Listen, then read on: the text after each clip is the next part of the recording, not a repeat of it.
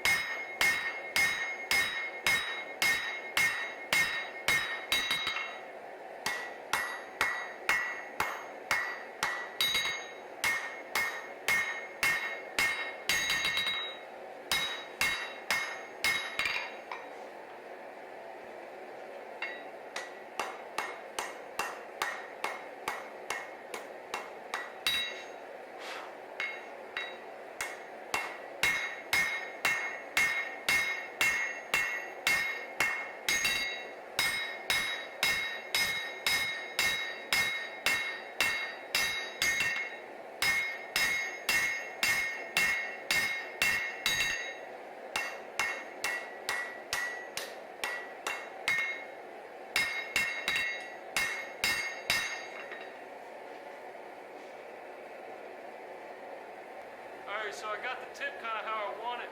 Now I've turned it around, I'm going to start forging in the tank.